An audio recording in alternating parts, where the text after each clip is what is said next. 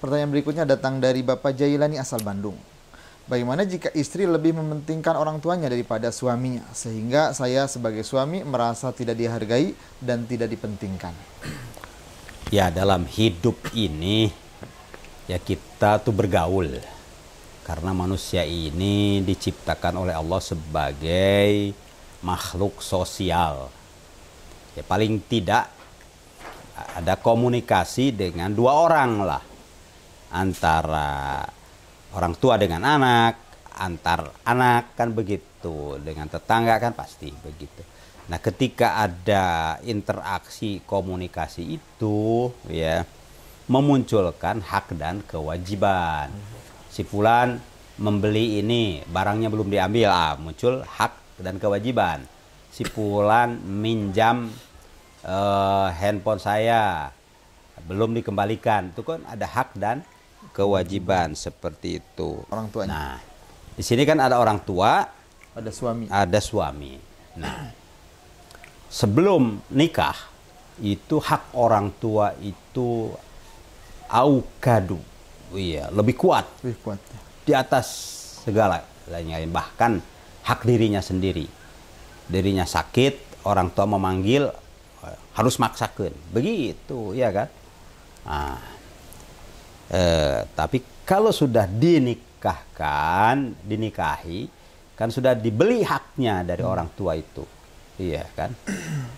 Dalam hadis kan disebutkan, hati-hatilah terhadap perempuan, sebab kalian sudah mempersuntingnya bikalimatillah, tentu saja dengan kalimatullah, yaitu syahadatin, dan menghalalkan dirinya ya dengan mahar tadi kan. Nah, itu ketika sudah dibeli itu qabul ya kan, dan maharnya dibayar, pindah tuh.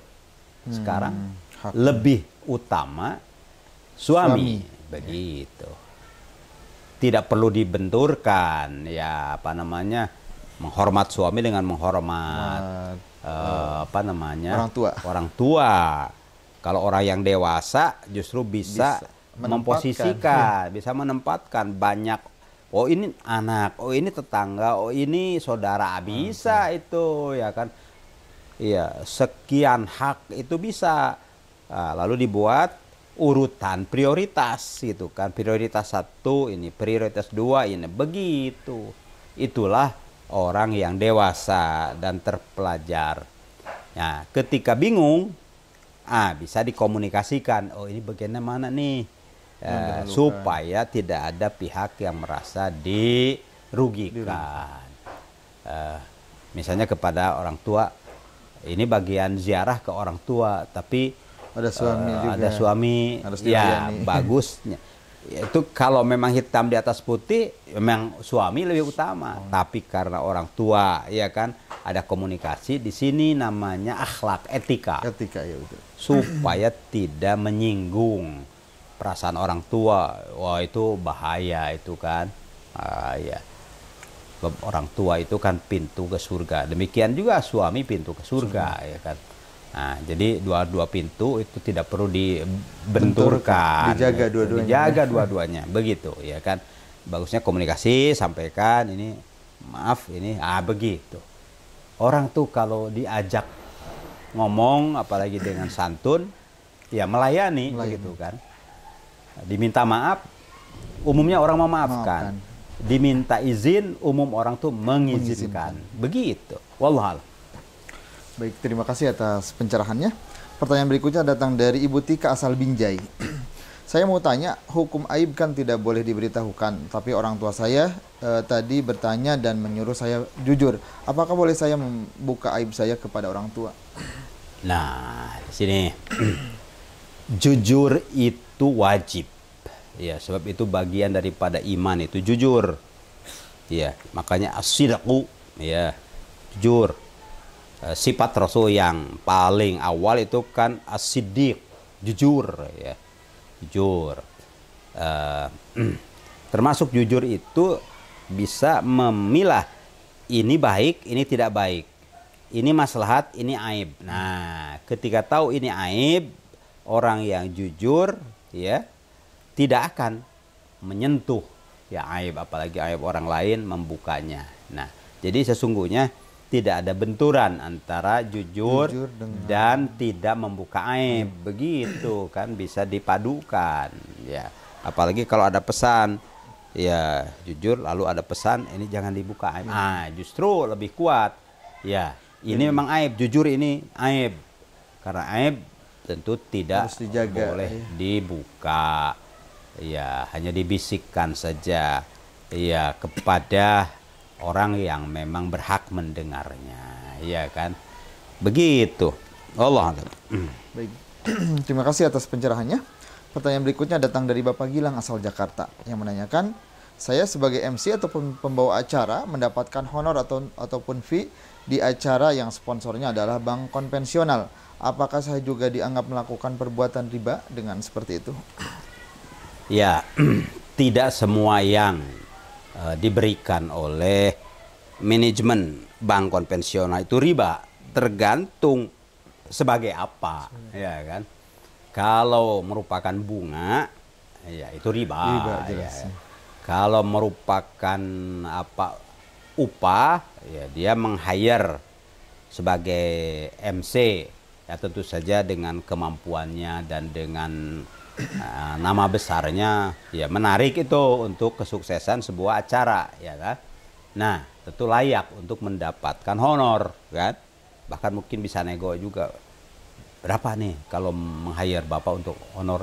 Ya, sekian. Bisa saja itu, dan itu dibayar gitu ya. Kan? Nah, tentu saja untuk menyukseskan acara secara wajar dan standar. Tidak kalau ada akan misalnya tolong ini disosialisasikan masalah ya, kelebihan ini kredit ini itu ya kan. Kalau diminta untuk menyosialisasikan produk yang ribawi ya tidak boleh kan begitu. Batasannya ya. Jadi harus tahu orang yang di hire itu dia di hire untuk apa? Untuk ini halal. Mau. Kalau di hire untuk berbohong, tentu saya tidak boleh kan. Di hire untuk menghalalkan yang haram, tidak boleh kan begitu. Jadi tergantung poinnya apa. Tapi kalau untuk acara keluarga, apalagi ini tentu boleh ya. Asal tidak tentu saja numpang di situ untuk menyosialisasikan sesuatu yang tidak diridhoi oleh Allah Subhanahu wa taala. Wallahu a'lam. Baik, terima kasih atas pencerahannya. Pertanyaan berikutnya datang dari Ibu Nina asal Padang Lawas yang menanyakan, kalau orang tua tidak suka dengan lelaki pilihan saya atau mengatakan tidak baik, bagaimana yang harus saya lakukan? Nah, ya dalam hubungan sosial ini ada yang namanya komunikasi, ya kan? Komunikasi itu harus baik, ya, santun, ya, dan harus efektif. Berkomunikasi tapi orang yang dihubungi nggak nyambung, itu belum efektif tuh. Harus nyambung dan paham apa yang kita maksud, sehingga yang kita perlukan jawaban dari yang bersangkutan itu bisa ya diterima. Itu komunikasi yang komunikatif itu, ya kan. Yang kedua, kalau ada hal ya maka dikonsultasikan, dimusyawarahkan. Jadi dua media itu penting, ya kan. Komunikasi yang komunikatif, yang positif, dan kalau belum selesai ya dimusyawarahkan. Nah, itu insya Allah tidak ada yang tidak selesai kalau dimusyawarahkan, karena selain melibatkan para pihak, mungkin juga ada senior ya, tokoh di situ atau kiai ustadz di situ yang membantu ya kan, memperlancar kan begitu. Wallahu a'lam. Terima kasih untuk pencerahannya. Pertanyaan berikutnya datang dari Ibu Ulfi asal Cilegon yang menanyakan, bagaimana hukumnya kita sebagai seorang muslim berjabat tangan dengan non muslim yang sama-sama jenis, perempuan dengan perempuan? Ulama sepakat bahwa manusia itu tidak najis, Tidak najis, ya kan, kecuali kalau memang kena najis, kalau mutanajis. Tapi kalau tidak kena najis, tidak pegang najis, ya kan, tidak. Walaupun non muslim. Walaupun non muslim, ya kan. Memang ada ayat bahwa innamal musyrikuna najasun, ya, di surat At-Taubah 28. Sesungguhnya orang-orang musyrik itu, musyrik yang mana saja, musyrik millah artinya non muslim, itu najis.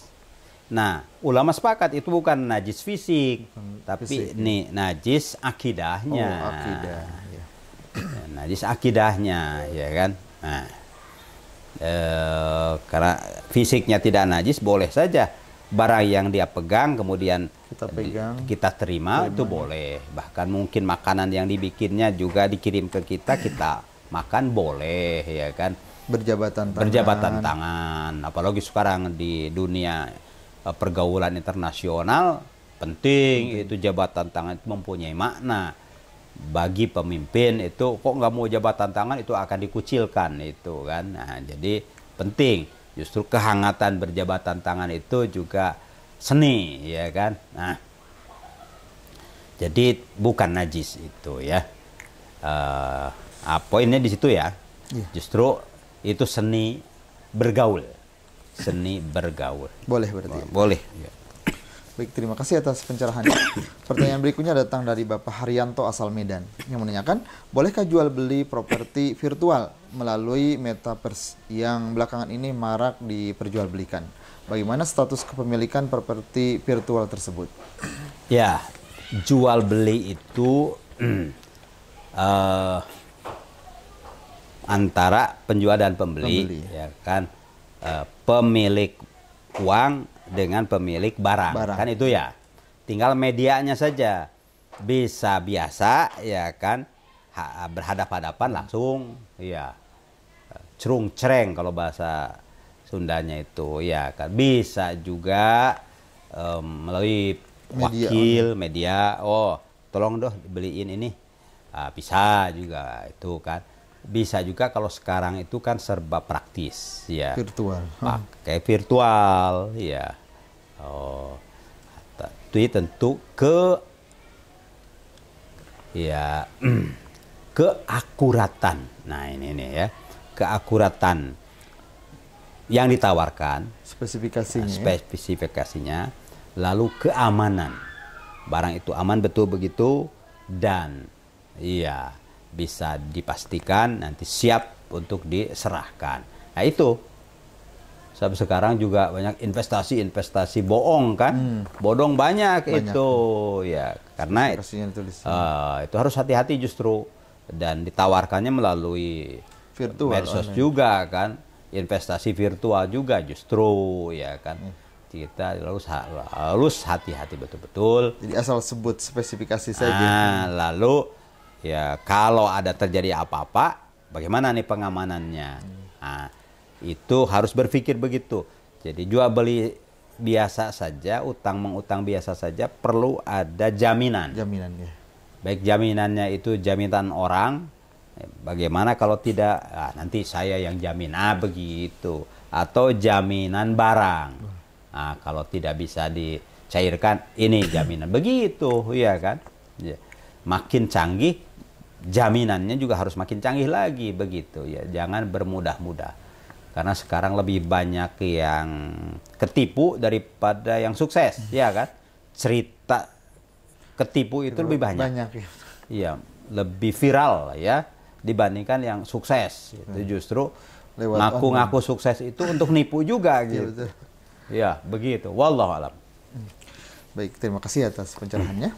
Pemirsa yang berbahagia, alhamdulillah pertanyaan-pertanyaan yang masuk ke majelis Yas'alunaka Islam Solusi Kehidupan telah dijawab. Untuk itu, untuk mengakhiri acara kita berdoa. Berdoa untuk keselamatan, ya, diri kita di dunia dan di akhirat. Amin. Untuk kesehatan, keafiahan, keistiqomahan kita dalam menjalankan kewajiban-kewajiban dari agama kita, ya. Ala hadiniyah al-Fatihah. A'udzubillahi minasyaitonirrajim. Bismillahirrahmanirrahim. Alhamdulillahirabbil alamin. Arrahmanirrahim. Maliki yaumiddin. Iyyaka na'budu wa iyyaka nasta'in. Ihdinas siratal mustaqim. Siratal ladzina an'amta 'alaihim ghairil maghdubi 'alaihim waladdallin. Amin. Allahumma shalli wa sallim ala nabiyyina Muhammadin wa ala alihi wa sahbihi ajma'in. Wa ala alihi wa sahbihi ajma'in. Allahumma salli salatan kamilah wa sallim salaman tamman ala sayyidina Muhammadin alladhi tanhallu bihajjihil uqadu wa tanfariju bihil kurabu wa tuqda bihil hawaiju wa tunalu bihir ghaibu wa husnul khawatim wa yustasqal ghamam biwajhil karim wa ala alihi wa sahbihi fi kulli lamhatin wa nafasin bi'adadi kulli ma'lumin lak. Allahumma hasil maqasidana min maqasidid dunya wad din. Allahumma yassir umurana. Allahumma barik ukhuwatina. Allahumma fir dunubana. Allahumma afina wa'fu anna warhamna. Anta maulana farsurna al qaumil zalimin farsurna al qaumil kafirin. Rabbana ighfir lana wa li walidina warhamhum kama rabbawna shighara. Rabbana atina fid dunya hasanah wa fil akhirati hasanah wa qina adzabannar. Wa sallallahu wasallama nabiyyina wa maulana Muhammadin wa ala alihi wa sahbihi ajmain. Subhana rabbika rabbil izzati amma yasifun wa salamun alal mursalin. Walhamdulillahi rabbil alamin. Al-Fatihah. Alhamdulillah. Bismillahirrahmanirrahim. Bismillahirrahmanirrahim.